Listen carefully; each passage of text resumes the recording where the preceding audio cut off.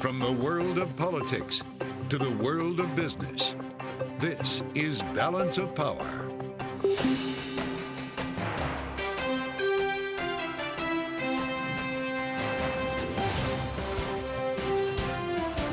Live from Washington, D.C. From Bloomberg's Washington, D.C. studios to our TV audiences worldwide, welcome to Balance of Power with Anne-Marie Hordern in New York. I'm Joe Matthew here in the nation's capital. What we know and what we do not know about the Trump indictment. 24 hours after the news broke, we dive into the details with our political panel and our Bloomberg Reporter Roundtable. But here's the latest. Arraignment set for Tuesday at 2:15 in the afternoon at New York State Supreme Court, with Trump expected to turn himself in. Law enforcement officials are meeting this afternoon to discuss security concerns around the arraignment. Lawmakers from both sides weighing in, but President Biden is keeping silent. Are you worried this will further divide our country, the indictment? I have no comment on that. Mr. President. Possible protest in the wake of the indictment? No, I'm not going to talk about Trump's indictment. We're covering the story from all sides today, joined this hour by Democratic Congressman Gregory Meeks of New York and former acting White House Chief of Staff Mick Mulvaney. Anne-Marie, this has been quite a day. It was right around this time. In fact, I believe it was right around 5:30 p.m. Washington time yesterday when the news broke. We have to be clear with our viewers today. We still do not know what the charges are inside this indictment. Yeah, almost 24 hours, aren't we, Joe, from learning this news that has really shook the Capitol. And I'm in New York City. It has shook New York City because what they are expecting is potential protest. But you make a very good point. There are almost more questions today than we had yesterday because this indictment is still under seal. What we do know, though, is Tuesday around 2:15, that is when this will all begin. And that is going to set off days, weeks, months of posturing, of questions about the legality of this before we even know exactly how this is all going to shake out. Yeah. One thing we did learn from Donald Trump's attorney today, speaking in interviews on a number of networks, he says no handcuffs and no perp walk, Anne-Marie. It appears that Donald Trump will not get the photograph that he was reportedly hoping to, smiling as his supporters crowded around the doors of the courthouse. But he'll likely get a mugshot. Well, he will get a mugshot. Whether or not it leaks, that's going to be the question. That is another matter. Joining us now to talk about all of this, former acting White House Chief of Staff and founder of Exegesis Capital, Mick Mulvaney, is with us. Great to see you at the table here, Mick. Thank you for coming in. Joe, it's good to see you. Obviously, you spent a lot of time with the former president. Your former boss was reportedly hoping to have the full display as he's marched into the courthouse. We understand that's not going to be the case, but I'm just curious broadly, your thought on this so-called zombie case rising to the level of truly making history today, breaking precedent here and actually indicting a former president. Is it worth it? Listen, we won't know until Tuesday for sure, right? Keep in mind, everybody's sort of guessing right now as to what the charges are, what the evidence are. So let's sort of assume we know what we think we know and count for that.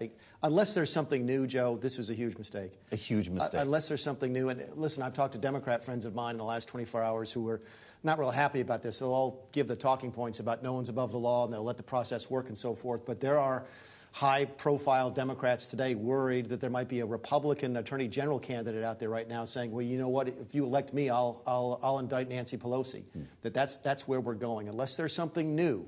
This is a case that another DA, Cyrus Vance Jr., passed on under what we think are the same facts and circumstances. It's a criminal theory that even liberal jurists have described as novel, which is a way of saying it's untested. I don't think that any human being has ever been convicted of the things that we think Donald Trump is going to get charged with. We know, I think, that maybe John Edwards was charged with something similar, but found not guilty, and the other charges were thrown out. So, listen, there's a lot of serious things happening with the January 6th investigation, a lot of serious things happening with the Georgia election. This is the type of thing that makes you sit back and say, what was this guy thinking about when he went after a former president of the United States and a current candidate for the presidency on these trumped-up charges? Can we use that term or not? You just did. Yeah. Anne-Marie? Yeah, but the thing is also, as the grand jury, heard this, and they obviously agree there is a case to be heard here. Mick, I just want to get a sense from you. You spent a lot of time, obviously, with the former president. Did Stormy Daniels come up at all in the chatter in the White House when you were his chief of staff? No, I got to be chief of staff right sort of at the end of the Mueller investigation, and we went straight from that to impeachment.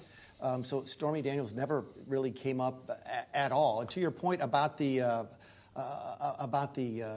grand jury, keep in mind that the standard for a grand jury indictment is so much lower than it will be at trial. The standard is just a probable cause standard. That's why you have this, famous saying that you can indict a ham sandwich, because the standard is just so low. This is where prosecutorial discretion is supposed to come in.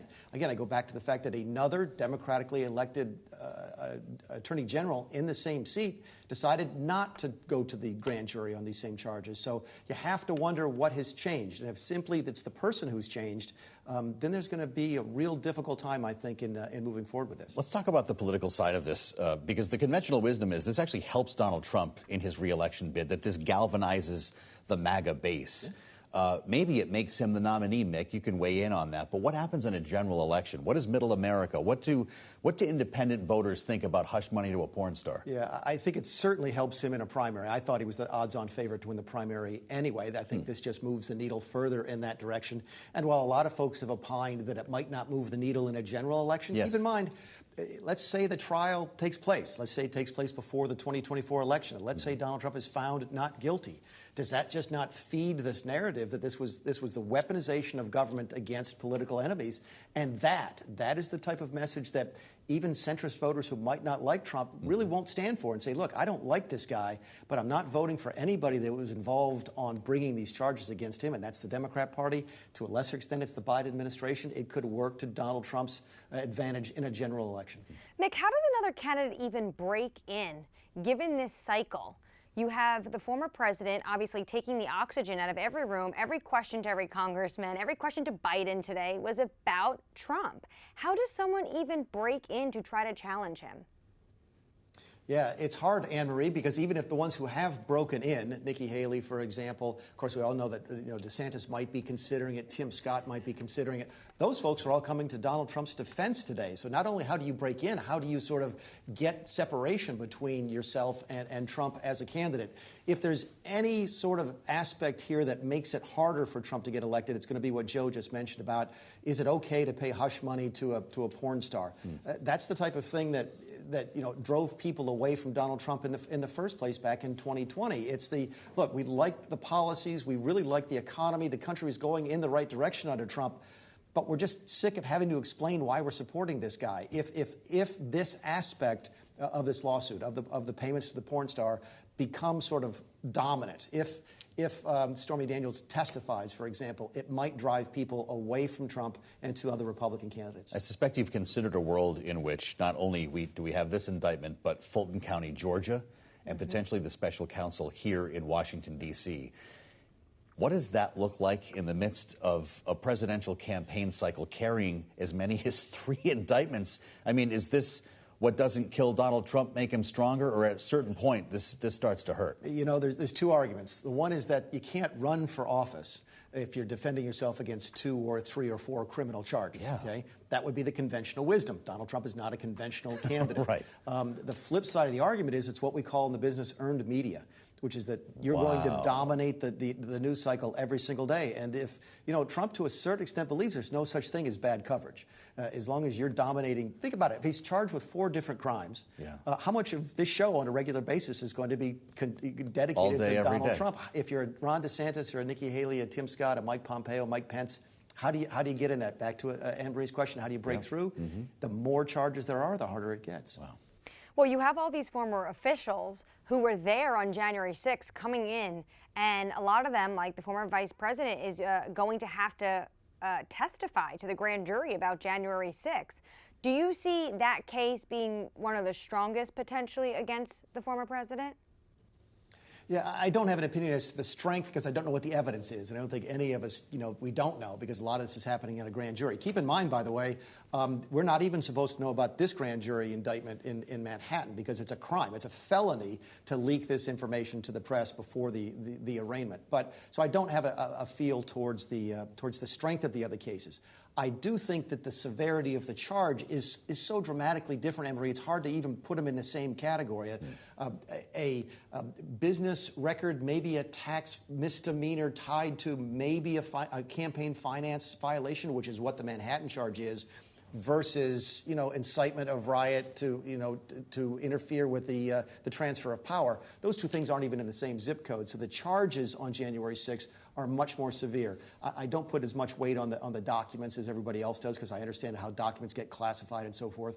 But the other issue is the issue in Georgia, which is serious as well. So again, if you're going to do a hierarchy of issues, January 6th is at the top. Georgia's right after that, and the documents and this one are distant third and fourth. You've stood in the White House briefing room at that podium. You've dealt with the White House press corps.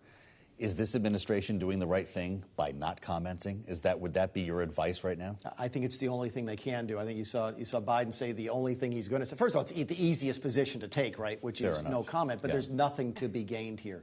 If they're seen as piling on and Trump walks under a not guilty verdict, then you're going to look like you were part of the problem. Wow. I think there's going to be a lot of no comments coming up from the White House. Thanks so much for your time. Former acting White House Chief of Staff Mick Mulvaney. Cover the program, more on the fallout from Trump's indictment. At a time when the American people are struggling so much that this will only further serve to divide our country. We'll speak with our political reporters. That next on Balance of Power.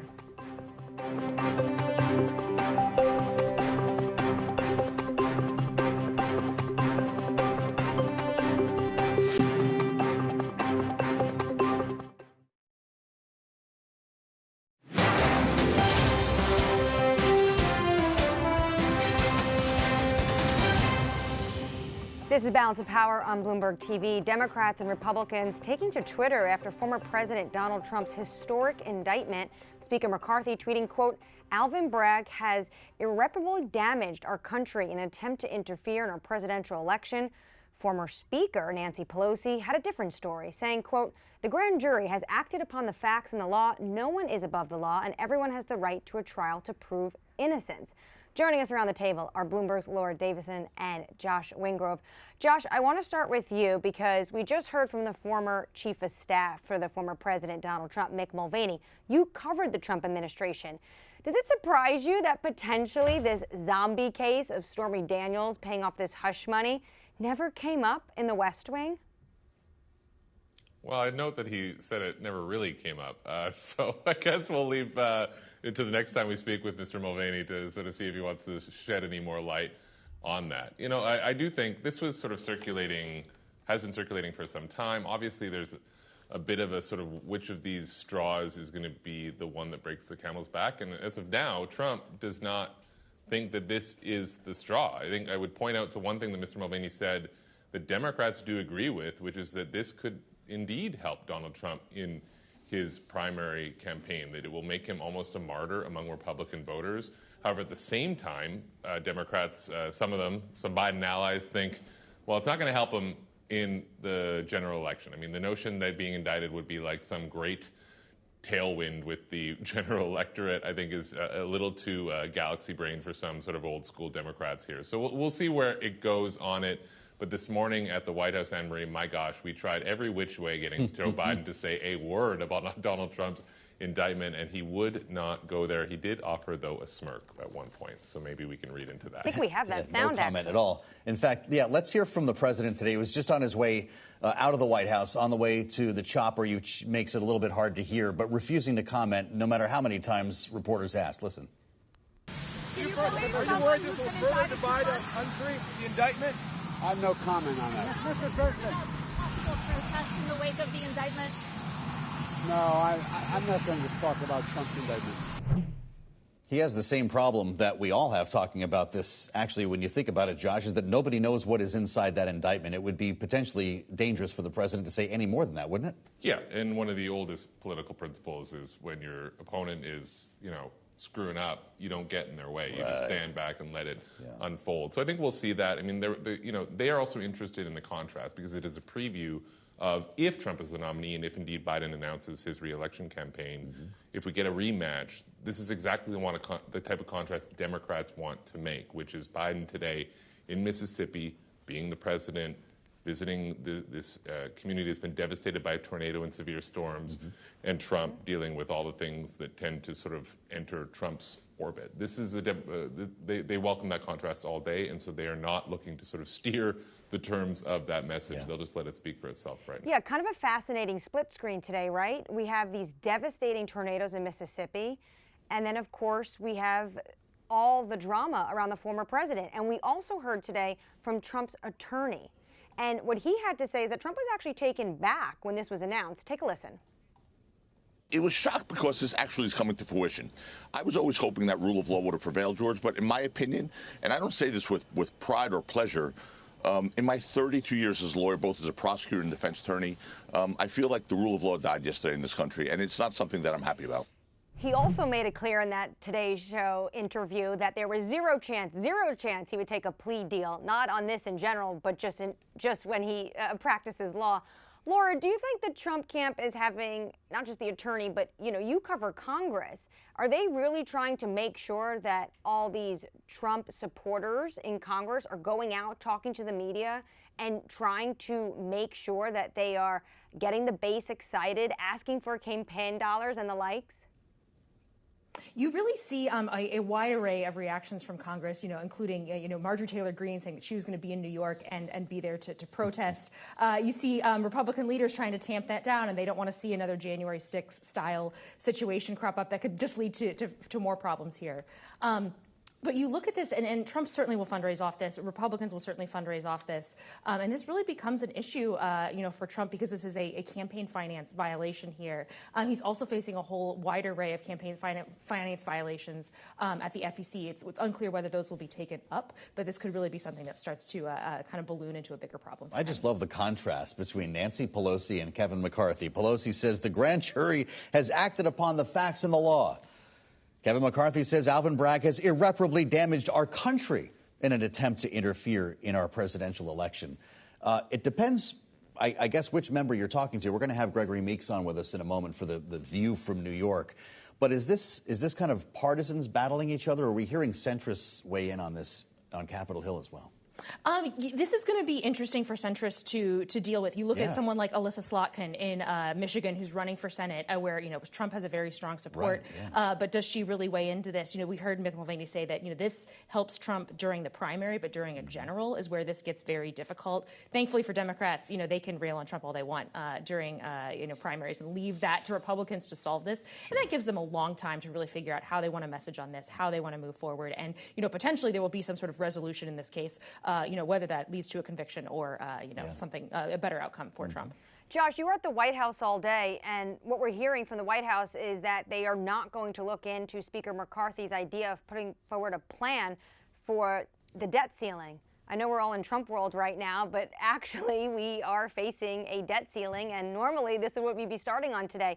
Why are they not viewing at least this bill potentially coming to the floor as a start of a negotiation? Yeah, they're just really dug in right now. They spent the week talking past each other. Biden's terms are simple. He wants the Republicans to put out a budget, and when they do, he'll have another meeting with McCarthy. McCarthy's terms are also simple.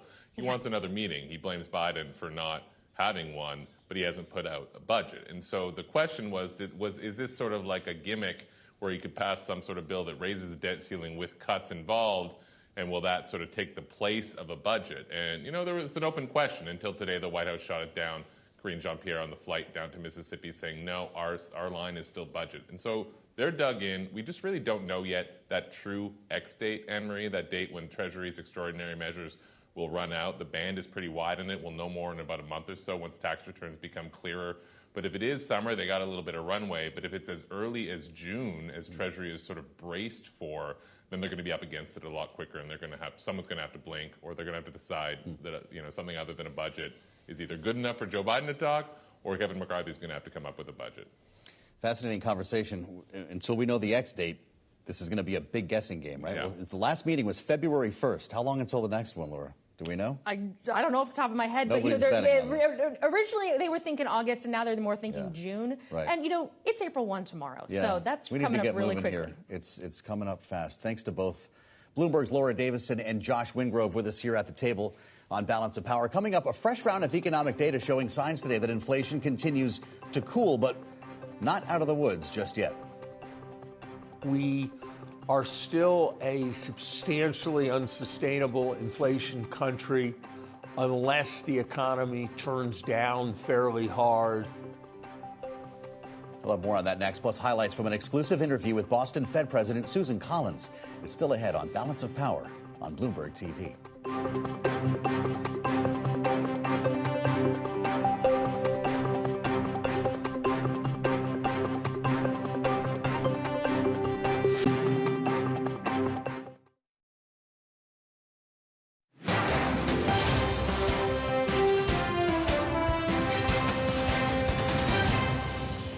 My assessment at the last meeting, just last week, with the summary of economic projections did suggest an additional rate hike and then pausing and holding over the year. But I need to assess all of the data that's going to come in between now and when our next meeting is in early May. The new data that I've seen just in the past week has not materially changed how I'm thinking about things.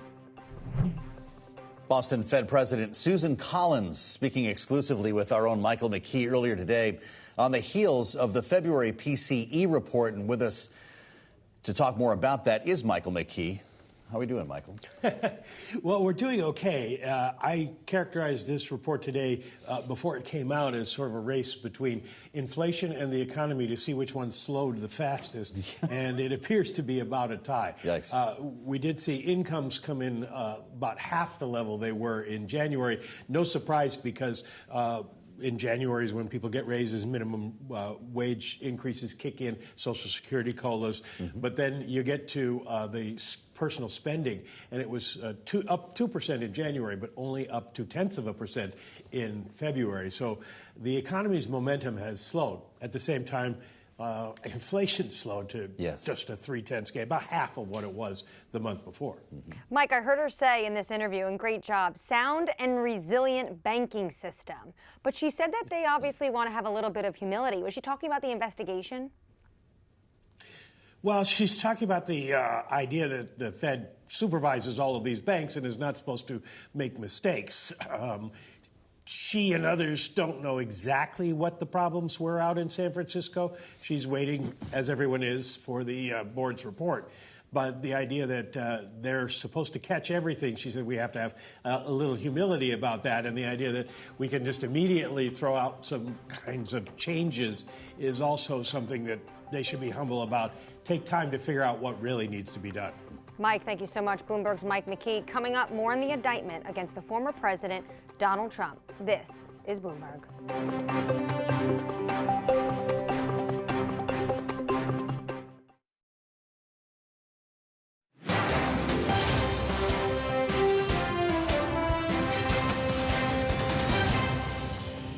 This is Balance of Power on Bloomberg Television. Former President Donald Trump expected to be arraigned on Tuesday in an unprecedented legal case, potentially reshaping the American political landscape ahead of next year's election.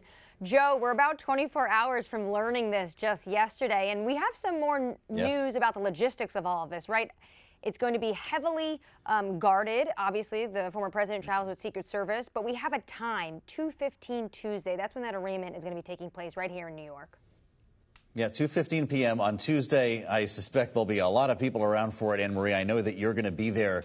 And we learned today from the president, the former president's attorney, in a series of interviews that there will not be a perp walk, that he will not be handcuffed. So we suspect that this deal with the Secret Service and the Manhattan DA will send him into the bowels of the courthouse. He will be accompanied by Secret Service. He will not be put in a cell.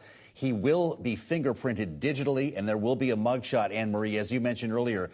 That's not going to be made public, at least not by the DA, but some have suggested, I believe it was Alan Dershowitz, that it should be made a re-election poster for Donald Trump. Certainly, we do think the former president would likely want to, right? He relishes in these moments. Yeah. What happened just minutes after this was announced yesterday, this indictment? There was emails from the Trump campaign about having to go and make sure you can donate. The other interesting part, Joe, and of course you see barricades going up in New York City.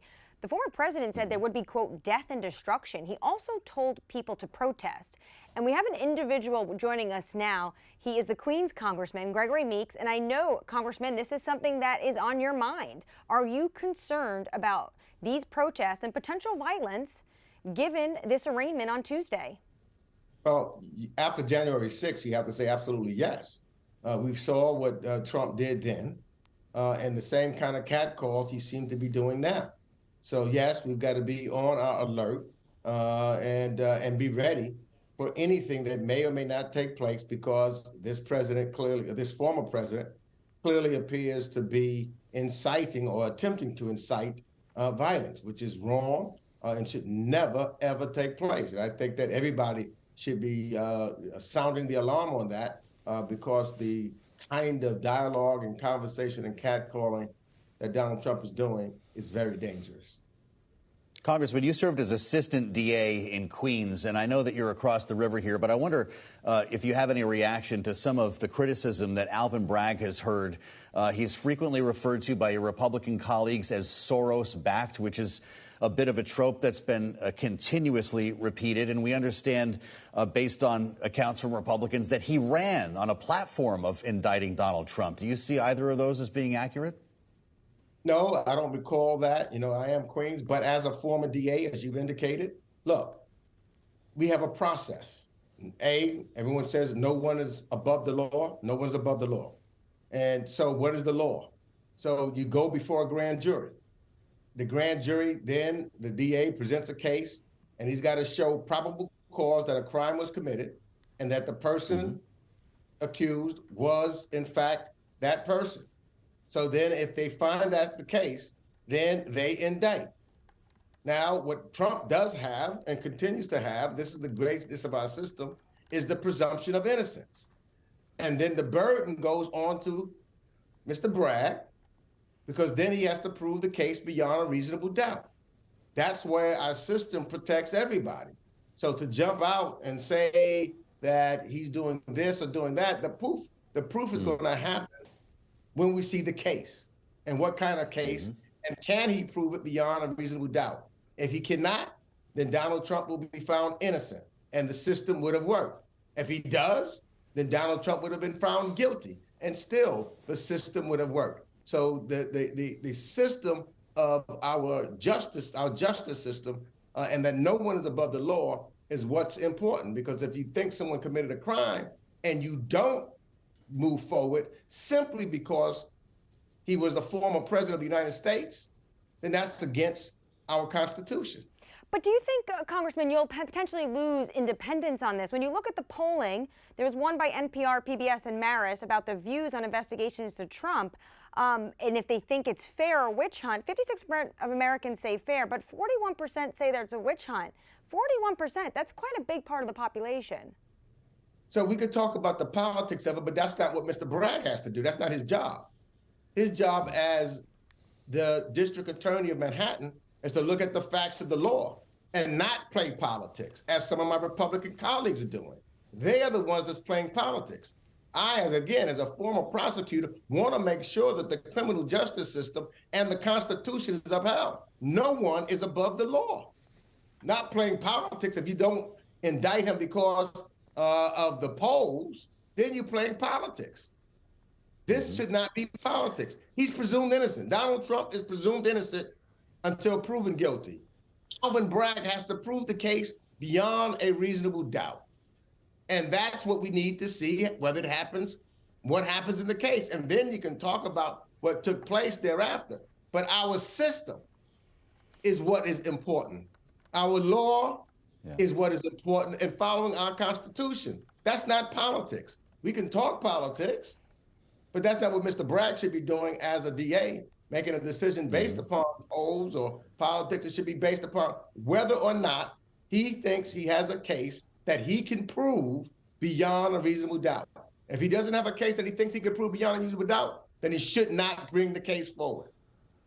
Yeah. Speaking of politics, Congressman, no fewer than 3 chairs of committees, 3 Republican chairs in your House of Representatives have asked the Manhattan DA to come to Washington and sit for an interview, and provide materials from the investigation that he's conducting.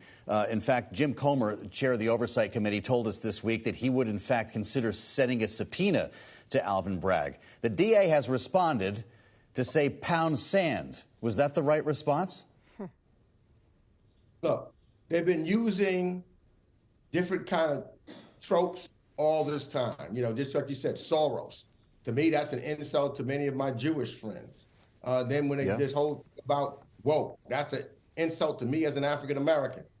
So they've been playing these games, and playing the politics, not what our country is all about. And I would hope that Republicans and Democrats and independents, this is not something, this is to play politics on. You know, this is something that we should be serious about and to see whether the system works. It just seems to me crazy for some of my Republican colleagues who were screaming a few years ago during a political campaign about lock her up. And the number one chanter of that was Donald Trump. He wasn't saying that was, cared about the system, et cetera. He didn't care about the presumption of innocence. He was yelling and screaming and trying to utilize this process for a political purpose. And I'm saying we shouldn't do that. And it's hypocritical upon him to now try to turn the other cheek because it's on him. This letter also, they accuse in this letter from Alvin Bragg's office of actively being involved in the threat campaign directed at the district attorney. What do you make of that? Do you think your colleagues in the House are actively trying to potentially incite violence against the Manhattan district attorney? Well, it seems to me with some of the tweets and some of the statements that I've heard, and they have not seen anything as far as what is being charged. They have not seen at all what and which way the case is going. How do you make that judgment without seeing the case and without knowing everything that is being charged? It seems to me that's why a judge will always tell a jury to do not prejudge anything. Listen to the case and listen to the facts. The DA has a Mr. Bragg has a he has to meet. Now, if he comes with a frivolous case, then Mr. Bragg should be criticized severely if his case is frivolous once we hear the evidence. If he comes with a strong case, Mr. Bragg should be complimented. And the process, though, is what is important because ultimately it was men and women, regular men and women that was on that grand jury that made the determination. And ultimately, if we go to a trial, it would be the average everyday man and woman who would be a part of the jury to make the decision of whether or not the DA has met his standard of proving a case beyond a reasonable doubt. Congressman, I hope that we can talk about policy as we tend to next time, but I thank you for answering our questions today. Congressman Gregory Meeks of New York with us on Balance of Power. Coming up, our political panel breaks it all down, what we've learned today and what we have yet to learn about the Trump indictment. This is Balance of Power on Bloomberg TV.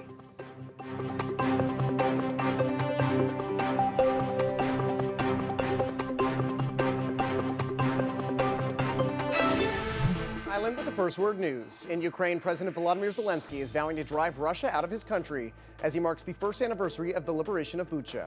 On the northwestern fringes of the Ukrainian capital, Bucha has been occupied by Russian troops for about a month, taken as they swept toward Kyiv at the start of the invasion of Ukraine that began in February of 2022. Vladimir Putin has approved a new foreign policy concept that sets out to confront U.S. and its allies. He said today, quote, an era of revolutionary changes is underway in international relations. Putin said the U.S. poses fundamental risks to Russia's security and that most European nations are aggressively trying to undermine Russia's sovereignty. The document also says Russia intends to deepen its relations with China and India. Former Olympic runner Oscar Pistorius was denied parole today. He served about half of his 15-year sentence in a South African prison for the 2013 murder of his girlfriend. He claimed he killed Riva Steenkamp after mistaking her for an intruder in his home. Pistorius can try again for parole in August of 2024. And Pope Francis continues to make strides as he fights a lung infection. The Vatican says the 86-year-old is expected to leave the hospital Saturday after some final tests. He's been hospitalized in Rome since Wednesday after having difficulty breathing. Global news, powered by more than 2,700 journalists and analysts in more than 120 countries. I'm John Hyland, and this is Bloomberg.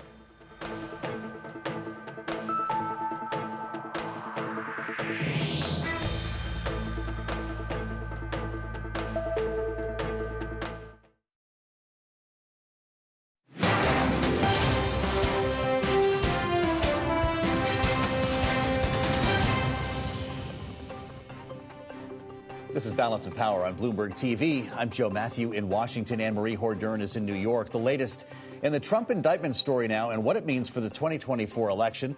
Joining us to discuss our political panel, our closers on a Friday, Bloomberg Politics contributors Rick Davis, partner at Stone Court Capital, and Jeannie Shanzano, political science professor at Iona University. Great to have both of you with us here. Rick, you saw it coming. We didn't know it would be today, though. But I wonder, as you look down the pipeline here at a campaign season, if you actually buy into the conventional wisdom that this is, at least so far, a net positive for Donald Trump. Yeah, I think there are a lot of crocodile tears in the Republican Party right now because I think a lot of the Trump folks are saying, yeah, we can raise money. This is going to galvanize our support. It gives us something to talk about. He loves grievances. He's got a new grievance now. And yet everyone's going out and saying, oh, this is horrible. I mean, frankly, a lot of them, I think, are celebrating. This actually gives Trump something to campaign on. You notice not much happened in the first 6 months of his, quote, presidential campaign, and now he's actually got a cause, his own, freedom. And that's a powerful item for someone like Trump who uses the attacks on the system to generate support. That being said, there's only so much of that that's going to go around, and he probably has it all now. So it is a distraction for the rest of the field. They're all kowtowing right now. Attacking the prosecutor because they have nothing else to say. I mean, and they have to say something if they want to be in the narrative. Yeah, they've certainly been consistent on that front. Jeannie, we know that Americans are losing faith in government institutions. That's not news. Is it possible that Donald Trump connects the dots here between that trend and the so-called weaponization of government in a way that actually appeals to independent voters?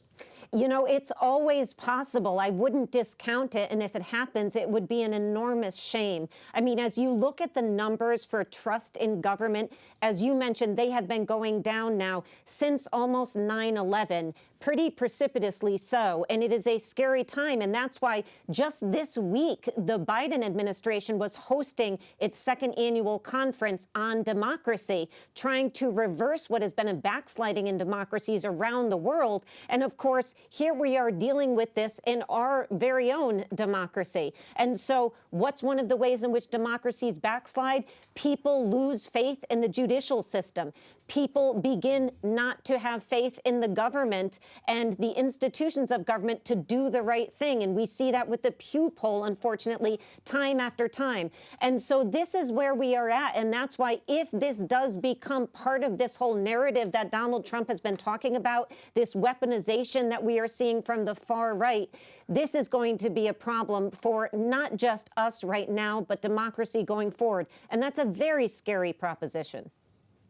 Rick, Donald Trump's lawyer, Joe Tacopina, making the rounds today. He says no handcuffs, no perp walk. They've made, I guess, arrangements with the Secret Service for this arraignment next Tuesday. Did they just rob Donald Trump of the showbiz he wanted? Oh, there'll be plenty of circus for Donald Trump to command, when he arrives in Manhattan. And, all you need is one New York cop to ask for his autograph, and that's the picture of the week. So God, you see this stuff coming. I don't know how you do it. The reality is it's going to be a day that Donald Trump will use very effectively to sell his narrative, as Jeannie was saying, against the institutions of government. And I honestly don't really see much backlash from the Biden administration. I mean, where's the comments from the Justice Department about, the importance of the legal process? I know the New York Attorney General put out a statement basically saying to Congress, which I thought was a little odd, very political, that the legal system of the New York Manhattan District Attorney should be respected. There's a little bit of that, but I think there needs to be a broader conversation. This is, I think, a borderline indictment of a former president, creates a huge historical importance to what happens in the legal system. And right now, there's crickets on the side of people who want to support the U.S. legal system. Yeah, Jeannie, I'd love to ask you about the potential for a gag order. I don't know if you see that coming, but Donald Trump talking about, protest, fight for our country, death and destruction. At some point, could the judge in this case actually stop the former president from truthing? Theoretically, he could. And, it would come if Donald Trump continued to say things like you were just talking about, or showing pictures of bats to the head of the prosecutor, any threats to the judge, any threats to a jury. Let's not forget, there's going to be 12 New Yorkers hearing this case. I mean, it's astonishing to think about. Any of those threats could result in a gag order. But, that also creates an enormous problem for all of us, because he is not just any defendant in a case. He is a former president and a current leading candidate for the Republican nomination. So you gag him?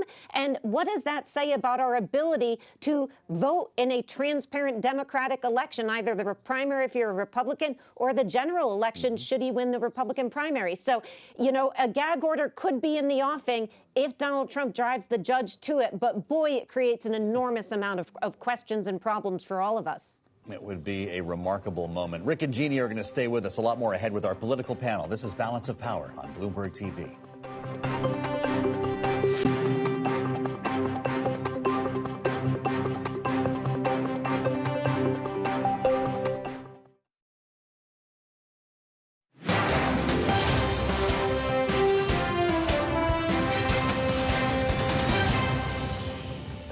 This is good news for everybody, even him. He now gets to join his J6 prison choir, They're #1 on iTunes, baby.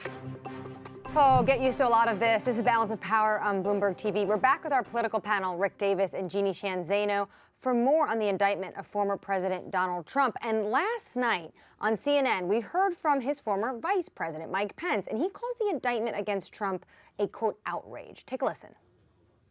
I think this is an outrage, but I also think at a time when the American people are struggling so much that this will only further serve to divide our country. The message that this sends to the wider world is a terrible message about the American justice system. And I would that this Manhattan DA would have thought better of it and put the interest of the nation first. Rick, what did you make of that? He's part of your party. Did he look presidential last night?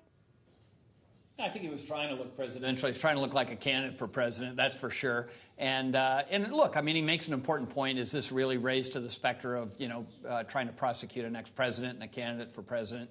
And I think it's a fair comment. I think the real question would have been, well, what if he gets indicted in Georgia for trying to rig an election, or by the federal government, the Department of Justice, for having promoted an attack on the Capitol. So I think these other things have much more weighty consequences, and I think people are using the New York court case to try and frame an argument that is a little bit hollow. With that said, does Mike Pence have any room, any oxygen at this point? If he's traveling the country, as he says, thinking about a run, how do you get into this race now? Oh, I think you got to have a class of candidates that are anybody but Trump, right? I mean, there's Trump, and Trump's going to get what he's going to get, and it's unlikely that that gets much smaller or larger, in the course of a primary. So the question is, can anybody else, really attract the rest of that? And by the way, that balance is more than enough to win if you can consolidate it into one candidate. What did you think, Jeannie, of Mike Pence's performance yesterday? And of course, remember, he has now been subpoenaed. He will have to go testify to the federal investigation into the former president.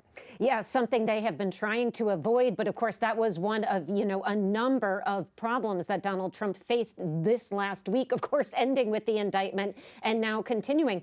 But, I think Pence did look presidential. But here is my question. Are any of these Republicans running against Trump?